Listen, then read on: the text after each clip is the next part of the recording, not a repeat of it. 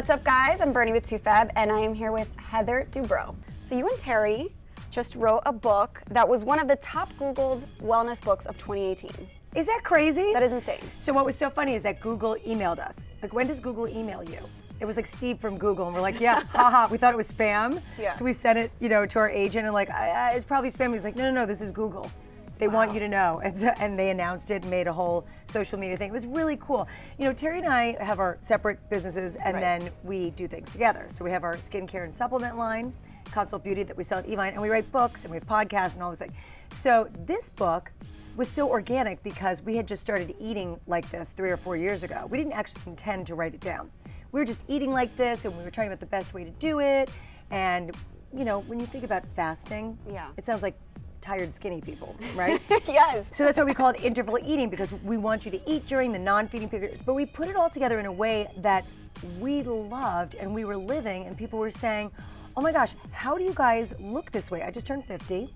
Unbelievable. Thank you look great. Terry turned 60 a few months ago, and he's got abs. We're pretty fit, feeling pretty good, and so eventually we thought, let's write it down.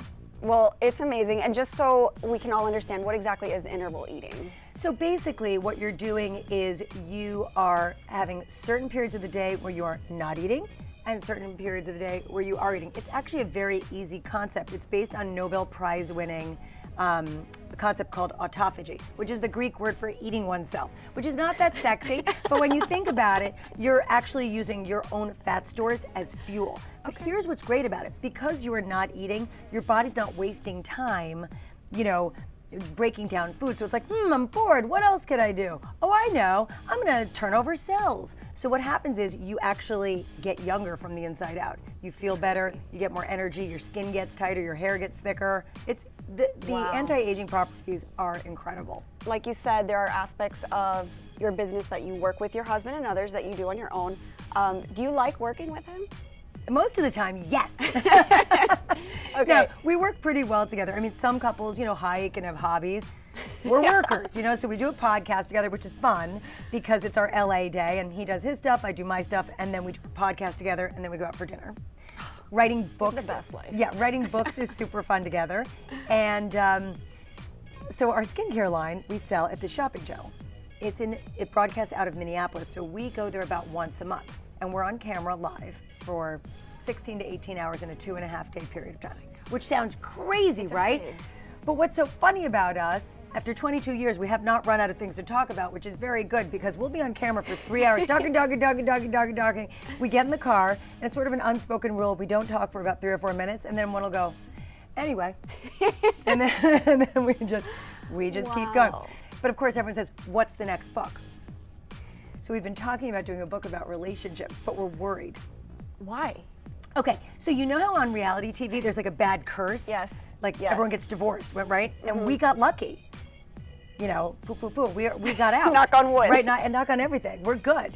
So we're like, okay, so we managed to avoid the reality TV curse, but is it too on the nose to write a book about your relationship and about relationships? Is that the kiss of death? Can we not do that? Is this a bad idea? I don't know. So we have not put pen to paper yet. Okay. But we're still mulling it over.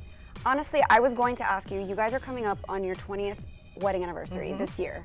That is insane. I know. You're both so successful individually together. What's the most important part of a marriage? What keeps a marriage together? Separate bathrooms, for sure. You just have to. You really just need to have separate. It's true. There's some things that should remain a mystery. I don't know why everyone feels they have to share everything.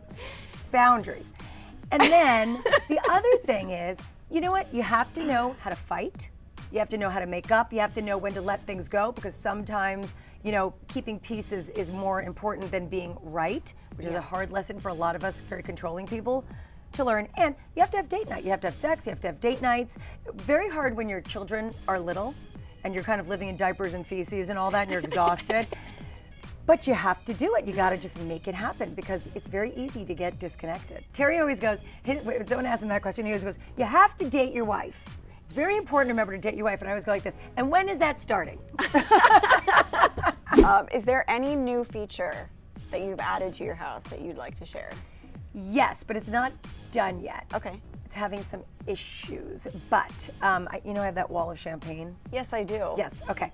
So it's in the dining room, and I designed this, I guess I could just call it champagne jewelry that sparkles in between the rows of bottles, but it's been a little trying. It hasn't really been finished yet. It needs its perfection. I could leave it alone right now, but I'm not going to. That's not like you. No, it's got to be right.